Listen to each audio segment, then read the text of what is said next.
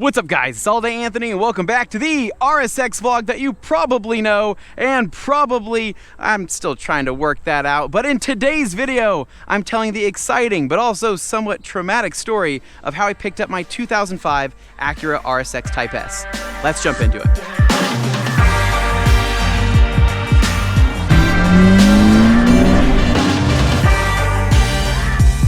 K all the way. All K Anthony, can you believe it? K-gang. K-gang? Well, I'll call him really quick. Hold on, sir. Stay there. All right, guys. So before we jump into the juicy story about how I picked up my RSX Type-S, I just wanted to say thank you to everybody that showed my intro video on this car so much love. And again, it just feels pretty surreal to be standing in front of this today, knowing how bright of a future that this car has here on the channel. And I'm just so pumped to jump into this. So in order for us to go forward with this car, technically, we need to go back in time, way back in time. So what's gonna happen here, I'm gonna tell you the prequel to my love for the RSX, how this was a high school dream car of mine and how I was kind of let down at the time. Then after that, we're gonna jump in the car. I'm gonna tell you the full main story of the car and how everything went down, how much I paid for the car, the kind of person I bought it from, and talk about my first few minutes of ownership with the car and how they were totally different than I was expecting. So yeah, let's go back in time. All right, so we're going back in time to my senior year of high school. It was the end of senior year and all of the seniors were getting ready for graduation and prom and all that exciting stuff, looking forward to their bright futures of college or the military or the workforce, whatever the heck they wanted to do. And a cool thing for seniors to do is to drive a cool car to prom night. Now, all my friends were getting cool cars like Camaros and Mustangs from family members, friends, and things like that, but I really didn't know anybody with a particularly cool car of that nature, except my mom's friend who had an Acura RSX Type-S. It was an alabaster silver and it had that beautiful ebony black interior. Now, she was the first person that came to mind because the RSX Type-S was one of my high school dream cars, and that was kind of the car that I had seen come and go from my house all the time, and it was like, man, that's the car I want. I don't want a Mustang, I don't want a Camaro, I don't want anything like that. I'm a Honda guy, right? At the time, I drove a 96 Honda Civic hatchback, an EK hatch, that I thought was pretty cool, but all my friends were like, dude, you can't drive this to prom, you gotta drive a cooler car. I mean, go figure, if only they would have known that, you know, all that time later, the EK hatches would be really cool again, but anyways, that's besides the point. So I knew that she had this car, and my mom was actually the person that brought up the idea. She said, hey Anthony, I know all your friends are getting cool cars, maybe I'll talk to her and see if she's interested or willing to let you drive her car to prom night. And when she said that, like, my eyes lit up because I had thought about it, but I didn't know how realistic it was. And I'm like, oh my gosh, are you serious? And she's like, well, I'll talk to her. We'll see what happens, but it's a probability, right? So during that time, I got all worked up and really excited. I started telling all my friends, saying, guys, I think I'm gonna drive an Acura RSX Type-S to prom. And of course, my friends knew I was a Honda guy, so they were excited for me, and they're like, dude, that's awesome. I told my girlfriend at the time, and she was like, that's awesome as well. And so I kind of, was working myself up. I did a ton of research, the little research I could do on the internet at the time about the RSX Type-S. And again, I was just kind of working myself up as an 18-year-old boy who just loved Hondas, right? It was about, I think, 2 days from prom, about a day away from prom, I think it was what it was. And I went up to my mom, I said, all right, what's the plan? Am I gonna go pick it up on prom night at this time and then go pick up my girlfriend, or what are we doing? And she looks at me, she gives me the face and she goes, oh man, Anthony, I'm so sorry, I forgot to tell you. I asked her and she just didn't feel comfortable with you driving her Acura to prom. And when I heard the news, I was pretty crushed, right? But I was also a smart kid and I was also realistic, so I understood, right? I get it, right? You're not gonna just let somebody take your car to prom. That's probably gonna crack mad amounts of VTEC and everything like that. So while I was crushed, it was still that kind of feeling of, man, I wish I wouldn't have told my friends. I wish I wouldn't have told my girlfriend. I wish I wouldn't have made this a big deal because, I got way too excited about something that didn't come to fruition. So anyway, for prom night, I ended up driving my mom's Tahoe or whatever it was, and that was not as exciting, obviously. My friends saw me and they're like, dude, that's not an RSX. And I said, guys, shut up, man. Like, didn't work out. It's totally fine. And yes, I know this is, you know, first world problems, but it was just something that kind of stuck with me, right? So ever since then, the Acura RSX has always been the car that I never got to drive to prom, which is a really funny way of looking at a car, but I'm serious. Every time I drive around and see one of these cars, I go, damn, I wish I could have taken that to prom night. So again, it feels pretty surreal to say that I own one now. I am way too old to go to prom, but hey, it is what it is, and it made me more excited to be able to own one of these today. So yeah, that's the prequel to my love for the Acura RSX. I thought it was just a fun story to tell, but anyways, I'm sure you guys want to know the main meat and bones of this particular car. So let's jump in, let's go for a drive, and I'll tell you all the good stuff. All right, so the story begins about a month and a half ago, so it was around the end of July where I had just made up my mind that I was going to be selling my Honda CRZ and then using those funds to purchase another project car. Now, around that same time, I got contacted by a local Honda guy named Matt who was interested in buying one of my many Honda CRV clusters. And so I met up with him one evening, brought the cluster, and me and him just kind of shot the shit about Hondas for a while. I drove the CRZ, so he got to see that in person, and he was asking me, like, Anthony, after you sell the CRZ, what car are you interested in next? And I brought up the Acura RSX, and I said, man, I would love to buy an RSX if I could find one, because again, I've mentioned this before, living in Idaho is kind of like living on an island. It's not too often that we see clean Hondas for sale or something that's, you know, unmolested and still in good shape. So I told him kind of the difficulties of finding a clean RSX, and he agreed that that would be a great platform for me to jump into, not just for myself, but also for content. So after that, I want to say it was like 48 hours later, he shoots me a text message with a link to Craigslist and is like, dude, check this out. So I click it, open it up, and I see this car right here, a 2005 Acura RSX Type-S. And at first glance, I was like, oh my God, that's pretty much exactly what I'm looking for. Black isn't the preferred color I would have taken it in, but for the most part, like, this is kind of like on a platter for me, like, here you go, Anthony, there's what you were just talking about. So I checked into it, looked at it, clean title. It did have 189,000 miles on it, which I was kind of like, well, guys, that's kind of getting up there, but the seller's asking price was $7,400, which I thought was pretty fair considering all things. So I sent the seller a message with a full rap sheet of like every question I could think of. Now, normally when it comes to buying a Honda, I'm not going to send you a big questionnaire, especially if it's a cheap Honda. If it was like $900, I wouldn't even ask questions. I'd just go down and buy it. But in this case, with this being $7,400, it kind of filters out a lot of the cheap people. So I was able to ask questions like, hey, has there been any accidents? Do you have the maintenance records for the car? How many owners has the car had? Is there any grinds, any leaks, squeaks, anything wrong with the engine, mechanically, cosmetically, all of that. So I sent the seller this full list, and I found out that the seller was actually a she, and she got back to me with pretty much everything I needed to know. So I said, all right, I think this sounds pretty dang good. So let's go ahead and meet up and go from there.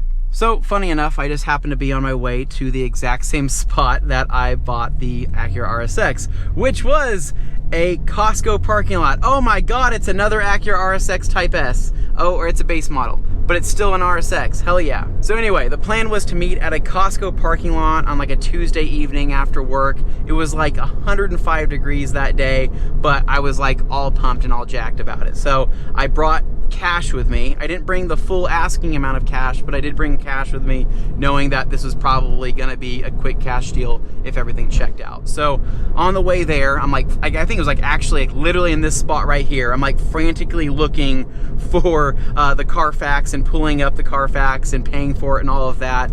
And to my surprise, everything was exactly how she claimed on the Carfax. So clean title, it wasn't a minor rear accident on the rear bumper, but other than that, had all the maintenance records, and she was technically the second owner.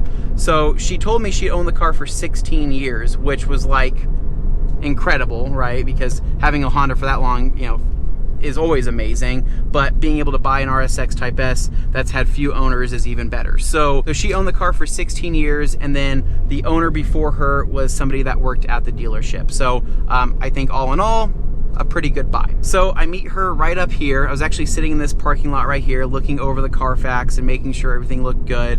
All right, so here we are in the exact same spot that I purchased the RSX. Technically, I purchased it where I think that either that Kia was parked or that Toyota was parked, but same spot.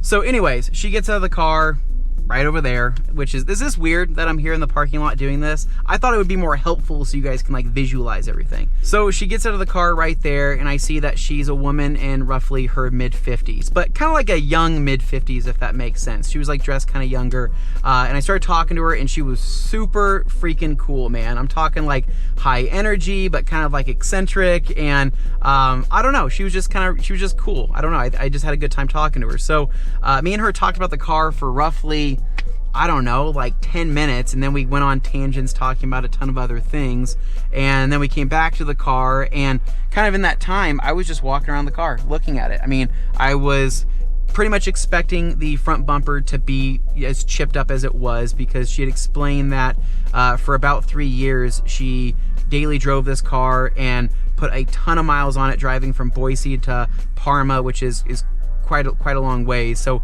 I think she said that she racked up like 20,000 miles a year for like multiple years in a row. So hence why the car has 189,000 miles on it.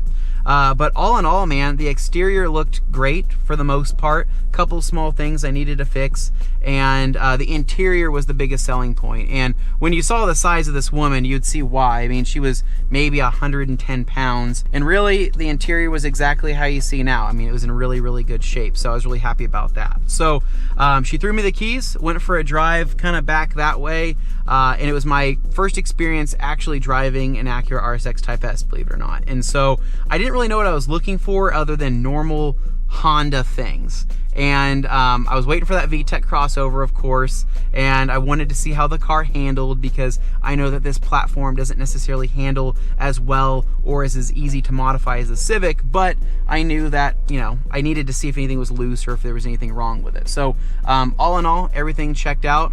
VTEC, you know, hit strong and all of that. But what was funny is because I'm like, I didn't even pop the hood at that time. I had literally just taken it for a drive. So when I was driving, I'm like, dude, this crossover is pretty wild, man. So like I pull up and I pop the hood and I go, oh, okay, that makes sense. And so she said that she threw on an intake because she thought it would be more fun. I don't know, the best way to describe her is that she was a person that had everything done at the dealership, but enjoyed driving her car and maintained it well.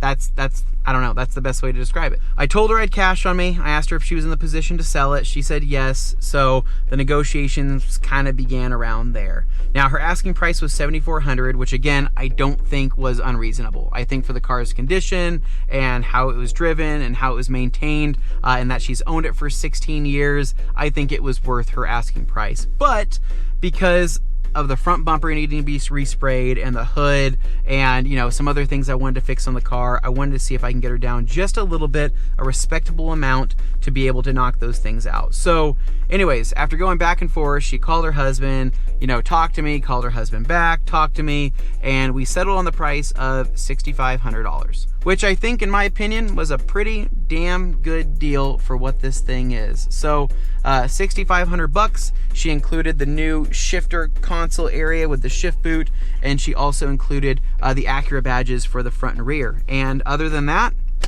done deal, man. So gave her the cash, signed the title, and the car was officially mine. All right, so this is where it starts to get good. So coming back to this parking spot right over here, I took like a picture here, and I think I took like a picture right over, yeah, like right over here. Is this weird? Is this weird that I'm doing this? I just thought it would be helpful. Anyway, so parked the truck right over there, took a picture here, and I called my friend Dane and asked him, yo dude, like, can you help me come pick up my truck? I'll pick you up in the RSX, we come back here, you drive the truck back to my house, and, you know, we call it a day. So he's like, yep dude, sounds good. So I had owned the car for about like 5 minutes at that point, and like I'm on cloud 9. I'm like, dude, RSX, K20 VTEC. I'm like, I got it for a good deal. I called my wife and I'm like, dude, this is awesome. And she was happy for me. And like, it was a total positive situation. And then, we'll take you to the spot. So I'm leaving this parking lot right here, just again, feeling kind of euphoric, right? I think there's really nothing like buying a new car, right? You buy a new car, especially one that you've wanted ever since high school, it's gonna feel good. I promise you guys that. It's gonna be amazing. All right, so I'm pulling up to this spot right here. As you can see, this is, you know, a four-way here with a yield lane right here to turn right. So I'm pulling up to this exact spot right here, and I literally hit my brakes, and on this island right here, there was an old man sitting on an e-bike and a younger guy standing right next to him. I'm gonna have to go because somebody's gonna start giving me crap. So I'm sitting there and I start seeing this old man on this e-bike start to cross that crosswalk area. About halfway through, I see him like literally jerk his head back, and like he must have hit like full throttle, jerks his head back and flies straight into the hard edge of the curb on the other side. The dude flies off in the air and I see him bust his head on the edge of the curb. And guys, I've never seen something like that before, like a hit that hard, but this was like a 70-year-old man that literally just like, I don't even know, like I don't want to say curb stomp, but like it was an impact that I could like feel by watching, if that makes sense. So he hits his head on the edge of the curb and I'm like, what the hell just happened? Trying to kind of process that, and I'm noticing that this dude is not moving. And I'm sorry, I'm not trying to laugh. It's not funny, but like, it was just more like, what the hell is going on? So the dude's laying there, not moving at all whatsoever. I'm just trying to like think like, oh my God, I gotta do something, right? So unbuckle my seatbelt, get out of my car, rip the e-brake. I'm in the middle of that lane there. I hit my hazards on, and here's where I got a very small clip of the situation. I am not the kind of person that films situations like that. That's not me. I think it's disrespectful. However, I knew that if I was gonna tell this story, nobody's gonna believe me, so I had to get a quick video. So I got, whatever that was, 3 seconds of footage of me telling the guy to sit back down. Because the old man went from not moving to sitting himself up, but he's holding his hand over his head. And for what it's worth, blood doesn't bother me, nothing like that. And so I can see blood and it's totally fine. On the curb, there was a pretty significant amount of blood, but he's holding his hand over everything while it's kind of dripping down off of his forearms. Sorry if this is graphic, but this is really what happened. And I'm like, sir, like trying to talk to him, like, are you with me? Like talk to me, right? Well, the dude moves his hand, and beneath his hand, I was expecting to see like a big wound or something like that. And what I saw was this large patch of broken skin and white. And I was looking and I'm like, why is it all white? Oh my God, dude. And yeah, that was the first time I've ever seen exposed bone on somebody's head before. So I'm telling the guy, don't move, sir, stay right there. I'm calling 911 right now. Well, remember how I told you there was another guy standing on that island over there? Well, he's standing and like walks over and he's like, what's going on? And I'm like, dude, I need you to call 911. And he looks at me and he's like, dude, I'm not from around here. What? I look at him like, are you effing kidding me? I don't care if you're from around here. Call 911. It's the same damn number wherever you are. And he's like, well, I don't know where we are. Guys, we are literally underneath the freaking street signs. So I call 911. First time I've ever called 911 in my life, trying to get this guy not to move because he keeps trying to move, but the bike is, I don't know what he's trying. He's more worried about the bike, but I'm like, dude, your skull is literally showing through your skin right now. And anyway, so I call 911, tell them exactly where I'm at, you know, all that stuff. Right after I hang up the phone with them, like a BRZ pulls up right behind me, right at that yield section that I was at. So that pulls up, a guy gets out of his car, runs over, and he's like, dude, did you hit him? And I'm like, what? No, I didn't hit him. No, like he fell off his e-bike. And he's like, dude, from my perspective, it looks like you hit the guy. Guys, this was like, I was like, no way is this actually happening. I'm trying to help this guy. The other guy's freaking useless. The next guy that pulls up is accusing me of hitting the guy based off of where I'm positioned, and kind of a nightmare, right? So I'm like, dude, I did not hit the guy. He fell off his e-bike. The other guy finally snapped out of it and like confirmed, yeah, dude, he fell off his bike. So I was in the clear there. I jump in my car, pull all the way around to pretty much where I am right here. And by the time I got here, the ambulance had pulled up. The old man was now laying on the ground, like he hadn't moved at all. And the ambulance drivers or the paramedics like helped him get up and moved him, or I guess dragged him to the grass. But he was like in and out of consciousness, right? So they were trying to ask him how old he was, what his name was. He did say that he was like 74. And so I was trying to be helpful, tell him everything I knew, tell him everything I saw. And they thanked me, and that was it. So I jumped back into my car I just bought after witnessing a guy like literally bust his head open on a curb, and I have no idea. I hope he's okay. Pretty much, I mean, that's pretty much it, guys. I mean, I have no idea if I didn't get his name or anything like that, so I didn't know if I had to look him up. But all I know is I hope he was fine. I hope that he recovered in one way, shape, or form. I just know that that hit was one of the hardest hits I've ever seen, and I've seen a lot of YouTube videos, guys. I've seen a ton of videos, and that guy hit freaking hard, man. So I just bought the RSX. I was on cloud 9. I own the car for 5 minutes, and I see a guy bust his head open on a curb, and then I'm kind of expected to be super pumped about my car purchase and just move on with my life. So again, kind of traumatic in the sense that like that was not what I was expecting to happen. It was like the complete opposite, but I'm glad I was there. I'm glad I called 911, and I'm glad that, you know, that all worked out. So anyways, bought the car, did that, and went and got Dane, went and got my truck, and then from there took him for a drive in the RSX, got him to experience the Mad VTEC noises, and then of course I had to go see Jason right after that. So here's the final few clips of me and Jason just kind of hanging out, shooting the shit, talking about the car, giving him his first ride, and then we're gonna wrap this thing up. What do you think? I like it.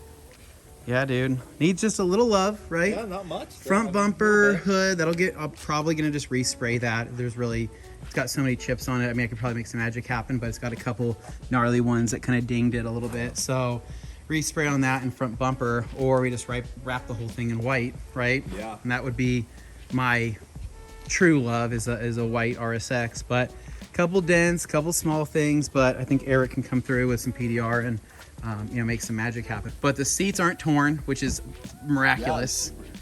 Seats are in great shape. Steering wheel's in great shape. Yeah. I've never sat in one. Never sat in one? I might let you drive one. Brian O'Connor School of Driving dude, lessons tonight. I know you might have to throw on the Converse, man. Yeah. Hell yeah, dude. Fucking clean. It's kind of an odd latch, honestly. There you go. There we go, baby. K all the way. All K Anthony. Can you believe it? K-gang. K-gang, right? I can't believe I can say that now. It's pretty sweet. I always thought it would be in the version of a swap, but now I get the, you know, get the real thing. These are ready right? for boost right away. So Type-S with a 6-speed manual transmission. Honestly, engine bay is, it needs, obviously needs some detailing. I don't think it's ever been detailed in its lifetime. A little bit of battery corrosion here, and I mean everything in the, you know, the Honda world and all of that. But I mean, in terms of bolt-ons and stuff, I think it's going to be the same stuff that we're typically used to doing. But I think it's going to make that much of a difference here on this kind of motor because it's already so good. It just kind of gets better. Telling you what, though, we're going to burn through some 91. Oh yeah. I think we're good to go. You want to do first? Yeah, all of it. Okay, all of it.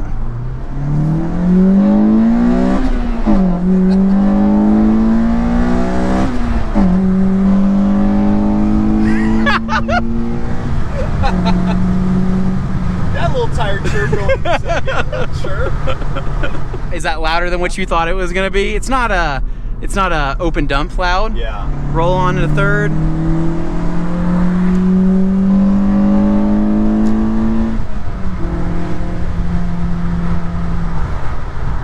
Yeah, baby.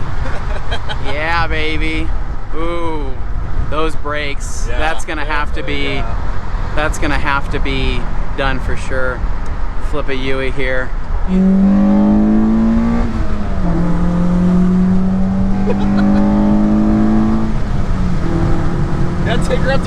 take her to 8 grand. Dude, I don't know at 189,000 miles.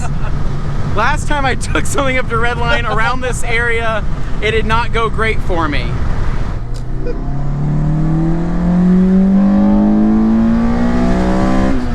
Oh yeah.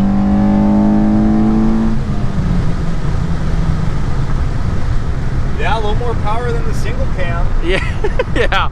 All right, so hopefully that footage kind of brought things back to a positive note there, because I didn't want to just end it with the horrific story. So anyways, guys, it was pretty crazy. The whole ordeal was crazy, but you know what? I ended up with a very clean Acura RSX. I just had to go over like one small speed bump. That was not an old man. I did not hit that man. I promise you guys I didn't hit that guy.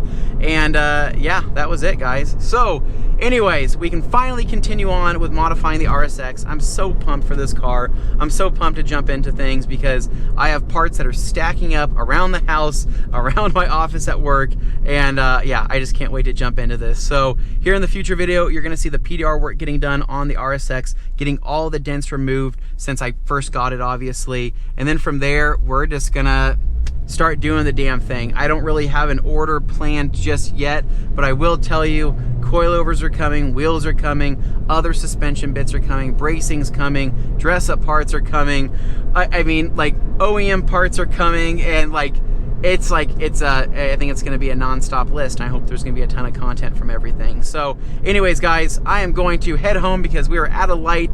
So as always, I appreciate you guys listening to me ramble. I appreciate all of you that are excited about the RSX. And as always, if you guys love this content and want to see more of this car, please make sure to give me a big thumbs up. Subscribe down below for more, and I'll catch you guys in the next one. This is ALLDAYANTHONY. There's Third Gear.